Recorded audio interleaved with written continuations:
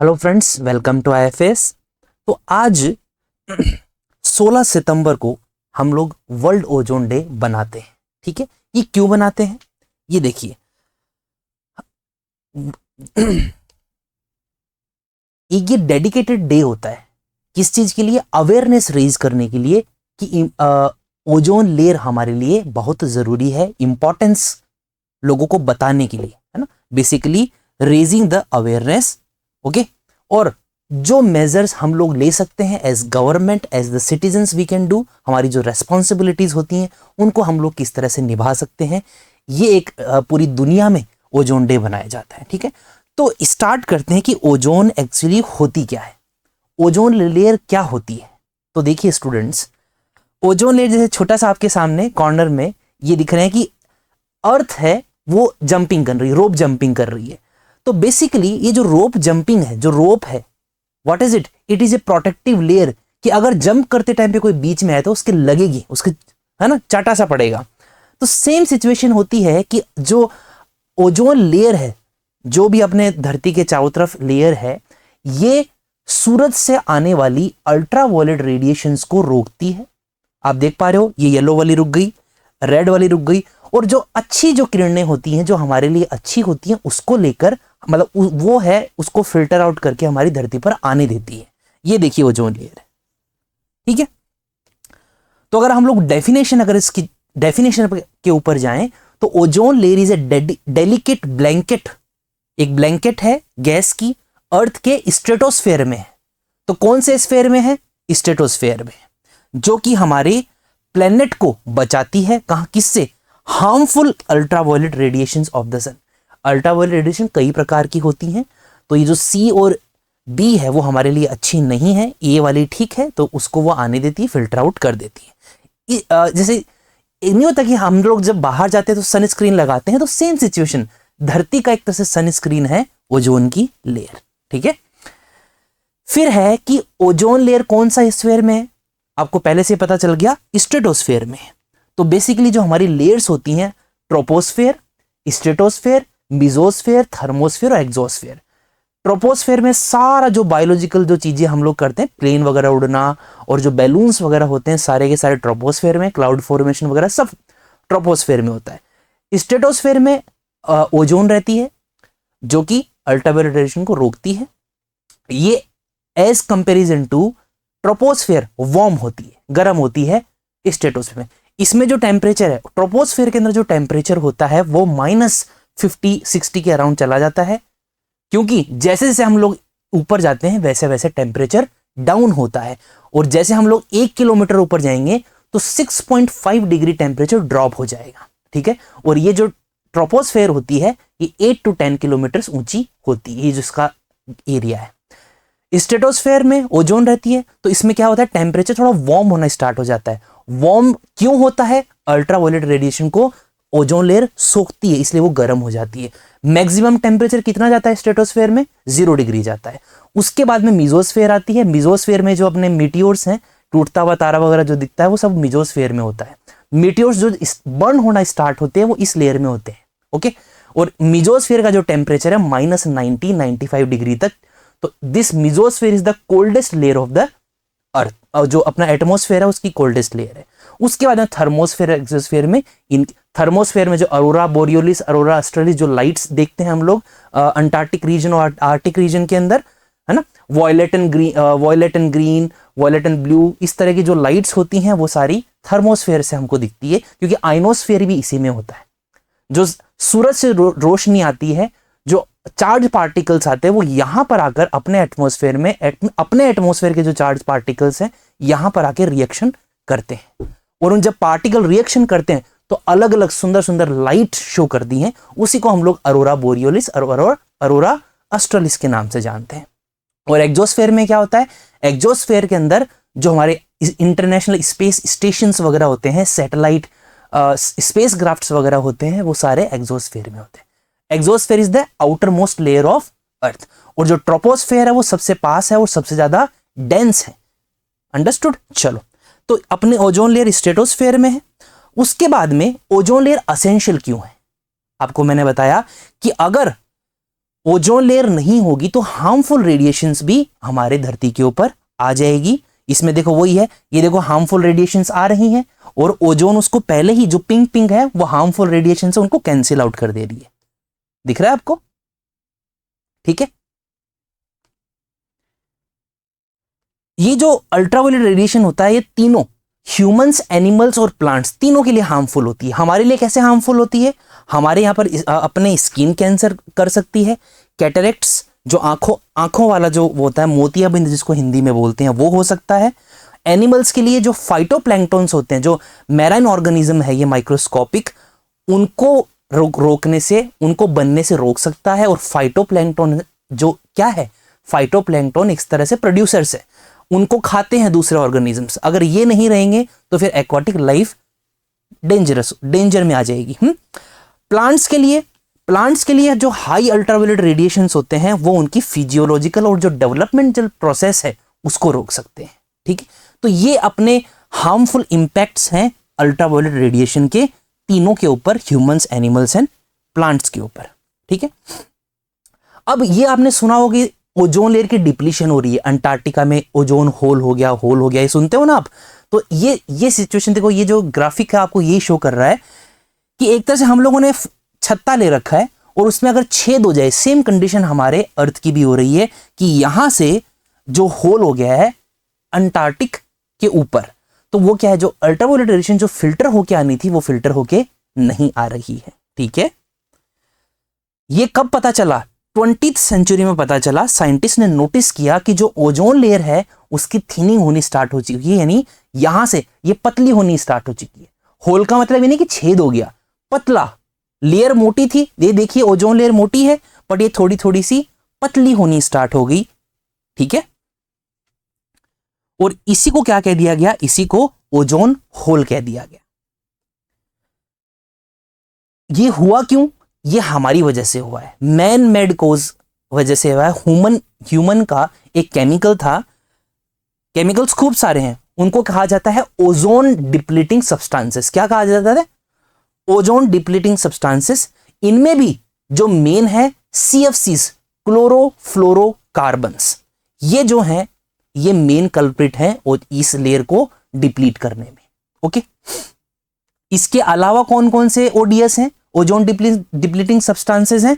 Helon carbon tetrachloride, okay, और methyl chloroform. ये सारे के सारे ODS सब्सटेंसेस हैं अदर देन CFCs। और ये जो सब्सटेंसेस हैं पहले यूज होते थे किसमें? रेफ्रिजरेटर में, aerosol propellants and other applications, other appliances like, जैसे कि अपने AC वगैरह में भी यूज होते थे। तो जैसे इसलिए उस टाइम पे 1980s के समय ये बहुत ज्यादा जो है प्रॉब्लमेटिक सिचुएशन बन गई थी। ये ओजोन लेयर डिप्लीशन हो गई, चलो ठीक है, CFCs करता है। CFC करता कैसे ये भी हमें पता होना चाहिए। क्लोरोफ्लोरो जो कार्बन था वो अब तो फेज आउट हो गया है, हम लोगों ने उसको पूरी तरह से फेज आउट कर दिया है, खत्म कर दिया है उसको। बट ये डिप्लीशन हुआ कैसे? जो CFC के मॉलिक्यूल्स थे, क्लोरोफ्लोरोकार्बन के जो मॉलिक्यूल्स थे, वो ओजोन डिप्लीटिंग केमिकल्स हैं, वो ऊपर की तरफ उठे, है ना, बड़े हल्के होते हैं तो ऊपर की तरफ उठे और हवाओं के माध्यम से अपने स्ट्रेटोस्फीयर में पहुंच गए। स्ट्रेटोस्फीयर में पहुंचने के बाद में CFCs मॉलिक्यूल्स हैं और वहां पर कौन प्रेजेंट है? वहां पर ओजोन के मॉलिक्यूल्स प्रेजेंट है। आपको मैंने बताया ना स्ट्रेटोस्फीयर में ओजोन लेयर होती है, तो ओजोन के मॉलिक्यूल्स O3 वहां पर प्रेजेंट है। अब O3 जब प्रेजेंट होगा तो O3 और CFC के जो मॉलिक्यूल्स हैं वो दोनों आपस में रिएक्शन करेंगे। बेसिकली होता क्या है कि जब CFC ऊपर जाता है, CFC के मॉलिक्यूल्स ऊपर जाते हैं, तो वहां पर अल्ट्रावायलेट रेडिएशन के कारण जो CFC है उसमें से क्लोरीन अलग हो जाता है। क्या हो जाता है? क्लोरीन एटम है वो अलग हो जाता है और क्लोरीन एटम क्या करता है? ओजोन के जो मॉलिक्यूल्स होते हैं उसको तोड़ता है। अब क्या करेगा? क्लोरीन है जो ओजोन के मॉलिक्यूल्स को तोड़ेगा, तो वो ऑक्सीजन O2 प्लस O में इसको तोड़ देगा। मतलब ऑक्सीजन जो मॉलिक्यूल वो अलग घूम रहा है और O अलग घूम रहा है। ठीक है, तो एक क्लोरीन एटम ऐसे ओजोन के थाउजेंड्स मॉलिक्यूल्स को तोड़ देता है। एक क्लोरीन एटम का काम है ये, अंडरस्टूड। तो एक क्लोरीन एटम हमारी पूरी जो लेयर है उसको बहुत ही ज्यादा नुकसान पहुंचाता है। अब सपोज करो कि CFCs बहुत ज्यादा अमाउंट में वहां पहुंच गए तो क्या होगा, और ये खत्म नहीं होते हैं, क्लोरीन ब्रोमीन जो ये सब एलिमेंट्स होते हैं खत्म नहीं होते हैं इजीली, अंडरस्टूड।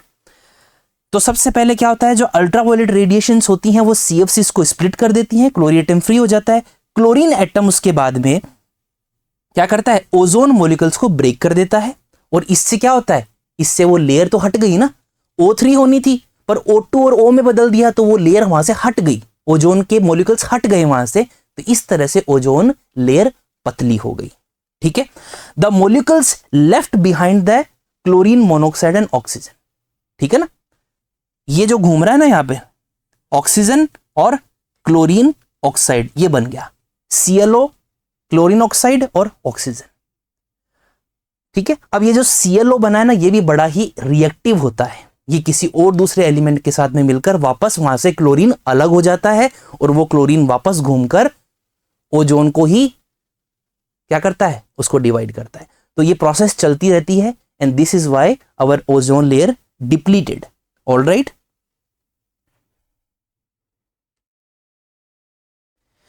अब आपने एक शब्द सुना है कि अंटार्कटिका के ऊपर होल हुआ है, ठीक है, अंटार्कटिका के ऊपर छेद हो गया, छेद हो गया, ये हम लोग हमेशा से सुनते हुए आ रहे हैं, बिकॉज 1980s की बात है, तो हमारे पेरेंट्स ने भी सुना है, हम लोग जब पढ़ रहे थे तब हमने भी सुना था, तो और अभी भी सुनते हैं, अभी भी इसके बारे में है जानकारी आपको दी जाती है। तो बेसिकली अंटार्कटिका के ऊपर ही ये सब क्यों हो रहा है, इसके दो रीजन है स्टूडेंट्स, ठीक है। अब हम हमेशा हमें ये कह दिया जाता है कि अंटार्कटिका के ऊपर छेद हो रहा है, हो क्यों रहा है, रीजन तो बताओ।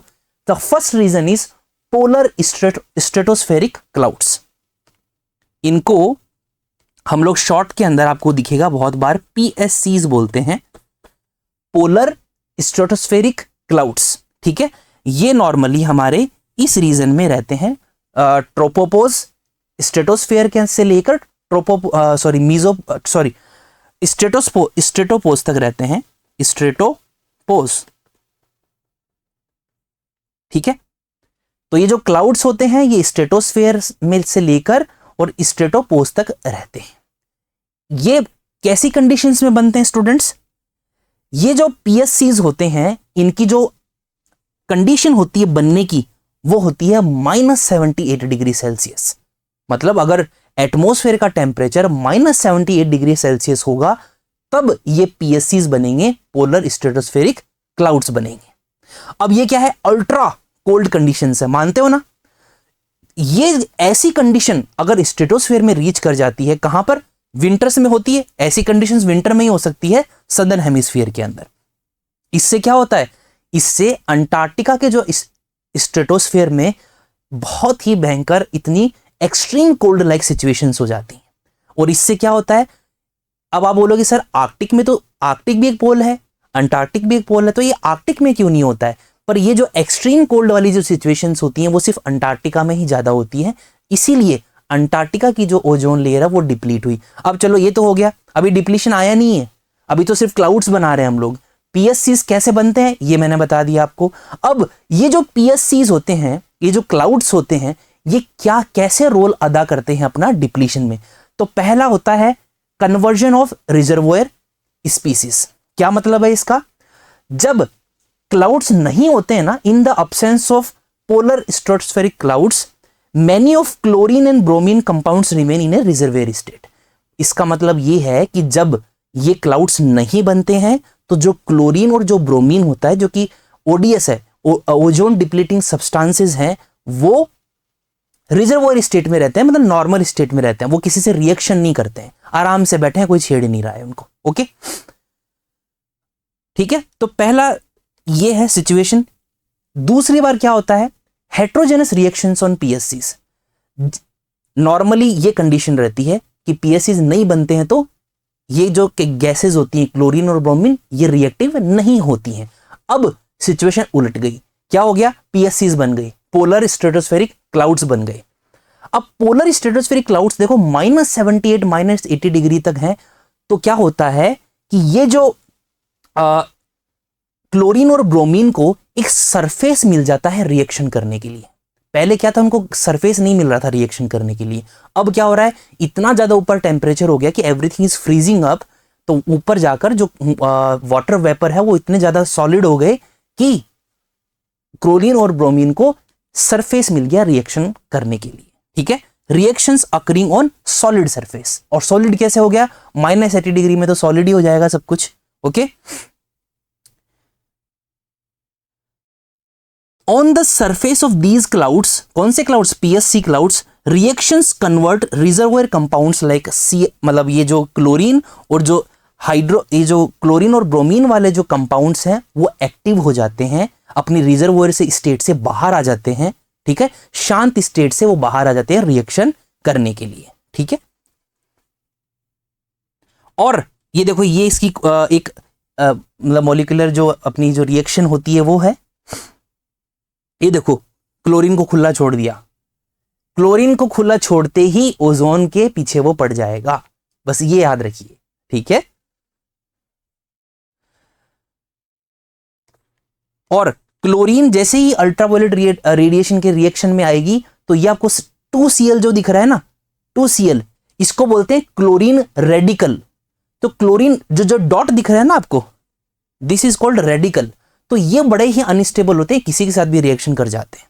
ओके, और जब ये क्लोरीन रेडिकल निकलेगा तो फिर बाद में ओजोन का डिस्ट्रक्शन स्टार्ट हो जाएगा। ठीक है स्टूडेंट्स, एक सिंगल क्लोरीन रेडिकल है वो बहुत सारे ओजोन मॉलिक्यूल्स को डिस्ट्रॉय कर सकता है, ये हम लोग पहले भी पढ़ चुके हैं। तो इस तरह से ये जो क्लाउड्स हैं ये जब बनते हैं अंटार्कटिका के ऊपर, और ये अंटार्कटिका के ऊपर ही बनते हैं नॉर्मली, तो ये नुकसान पहुंचाते हैं। फिर अंटार्कटिका के ऊपर वाली जो लेयर है, ओजोन लेयर है, वो सबसे ज्यादा डिप्लीट होती है। ये तो है पहला रीजन। दूसरा रीजन क्या है स्टूडेंट्स, दूसरा रीजन है आइसोलेशन ऑफ अंटार्कटिक एयर। होता क्या है स्टूडेंट्स, एक फिनोमिनन होता है, उसको कहते हैं पोलर वोर्टेक्स। क्या बोलते हैं, पोलर वोर्टेक्स। विंटर्स में क्या होता है स्टूडेंट, पोलर विंटर्स के अंदर अंटार्कटिका रीजन के अंदर एक विंड होती है जो घूमती है। देखो ये दिख रही है आपको, मैं इसको आपको जूम करके दिखाता हूं। ये वर्लपूल टाइप का सा, जो अपने जैसे हम लोग वॉशिंग मशीन यूज करते हैं तो उसमें देखो इस तरह का जो चक्रव्यूह सा बनता है, इसको वर्लपूल कहते हैं। क्या कहते हैं, वर्लपूल। तो वर्लपूल टाइप की एक विंड्स बनती हैं, उन्हें कहा जाता है पोलर वॉर्टेक्स। ये जो पोलर वॉर्टेक्स होते हैं बहुत बड़े एरिया के अंदर चलती है।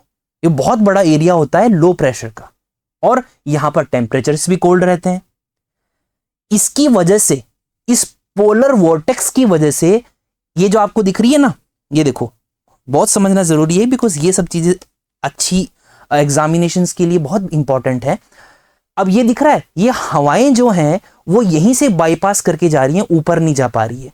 तो जो ये पोलर वॉर्टेक्स होता है ये रोकता है, ये अंटार्कटिका को, हवा को दूसरी हवा से रिएक्ट होने से और दूसरी हवाओं को अंटार्कटिका पर आने से रोकता है ये। ठीक है, अब क्या होता है स्टूडेंट, वहां पर घूम रहा है बस वो, है ना, वहां पर ये हवाएं घूम रही है और दूसरी हवाओं को आने नहीं दे रही है।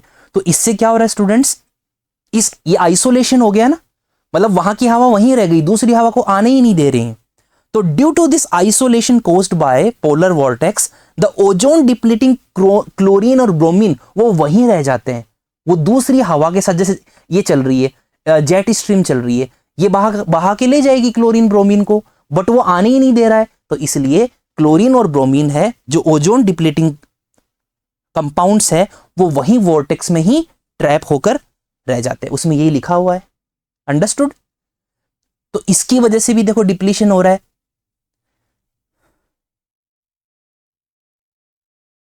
तो ये दो रीजन थे कि अंटार्कटिका के ऊपर ही hole, why there is an ozone hole at Antarctica only. Alright, अब इसको रोकने के क्या उपाय किए गए, सबसे पहला उपाय किया गया वियना कन्वेंशन के द्वारा। आपको ईयर पूछा जाएगा, 1985 के अंदर एक कन्वेंशन हुआ था, वियना कन्वेंशन। वहां पर सबसे पहले ओजोन लेयर को प्रोटेक्ट करने की बात की गई थी। फिर बाद में मॉन्ट्रियल प्रोटोकॉल आया, इसने ये जो सब्सटेंस है, कौन सा, क्लोरोफ्लोरोकार्बन, इसके ऊपर बैन लगाने की बात की। और आपको जानकर हैरानी होगी 197 कंट्रीज ने इसको रेटिफाई किया है। 170 मतलब यूनिवर्सली एक्सेप्टेड प्रोटोकॉल है ये मॉन्ट्रियल प्रोटोकॉल, इसलिए इतिहास में इसकी मिसाल दी जाती है। और आज इसी प्रोटोकॉल की वजह से आज इसी 1989 इसलिए लिखा हुआ है कि 1987 में तो बात चली थी, 1989 में ये फोर्स में आया था। तो मॉन्ट्रियल प्रोटोकॉल की वजह से आज ये है कि हमारी ओजोन की जो लेयर है वो रिकवर कर रही है धीरे धीरे, ठीक है। This is a good news, alright. और ये इसी वजह से हुआ है। तो मॉन्ट्रियल प्रोटोकॉल की मिसाल दी जाती है कि अगर सारी दुनिया की गवर्नमेंट्स एक साथ काम करे, एकजुट काम करे, तो कुछ अच्छा किया जा सकता है, ठीक है। और ये 1987 1989 के अंदर एनफोर्स में आया। उसके बाद में इसमें अमेंडमेंट्स होते गए, जैसे जैसे अब जैसे सीएफसीज को तो फेज आउट कर दिया, पर अभी भी एचसीएफसीज हाइड्रो क्लोरोफ्लोरोकार्बन्स जैसी जो गैसेज हैं वो अभी भी क्या है, नुकसान पहुंचा रही है। तो इसमें टाइम टू टाइम अमेंडमेंट्स होते रहते हैं, संशोधन होते रहते हैं। तो कुछ कुछ संशोधन किए गए, जैसे London 1990, Copenhagen 1992, Montreal protocol 1997 and Kigali amendment 2016। ये सारे के सारे जो अमेंडमेंट्स हैं वो किसके हैं, वो मॉन्ट्रियल प्रोटोकॉल के ही अमेंडमेंट्स हैं, ठीक है स्टूडेंट्स।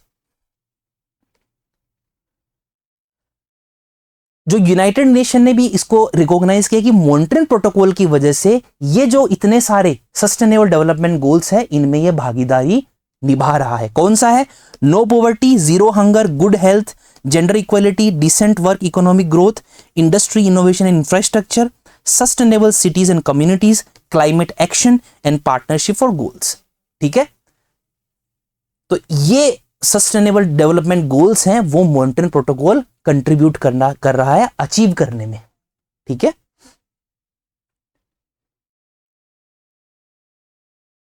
हमारी रेस्पॉन्सिबिलिटी क्या है स्टूडेंट्स, हमारी सबसे पहली रेस्पॉन्सिबिलिटी तो ये है कि हम लोगों को ओजोन फ्रेंडली प्रोडक्ट्स को यूज करना चाहिए।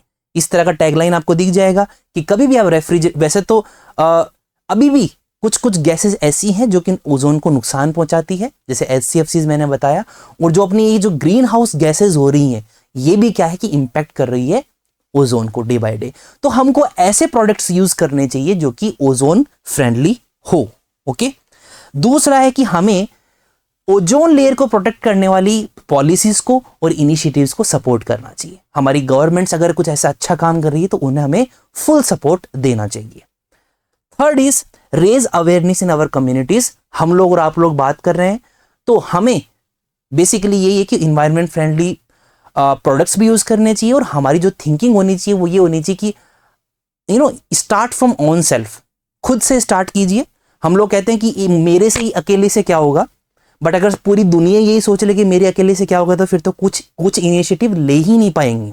तो start from your self, your friend circle, your family, your environment. आप पहले अपना आसपास को सुधार लीजिए। सब लोग अगर ऐसी प्लेज ले ले तो फिर बाद में पूरी दुनिया ही नॉर्मल हो जाएगी, ठीक है। तो अगेन ओजोन डे है, उसकी हार्दिक आपको आई वॉन्ट से शुभकामनाएं। It's just a day we are celebrating, but it's a good thing that ozone layer is recovering. तो हमें कॉन्स्टेंटली काम करते रहना है, ऐसे नहीं कि रिकवर कर रही है तो वापस हम लोग खुला जो है अपना इनडिस्क्रिमिनेट यूज कर दें वापस जो ओजोन रिलीजिंग प्रोडक्ट्स का है, ऑलराइट। तो this is all for ozone layer.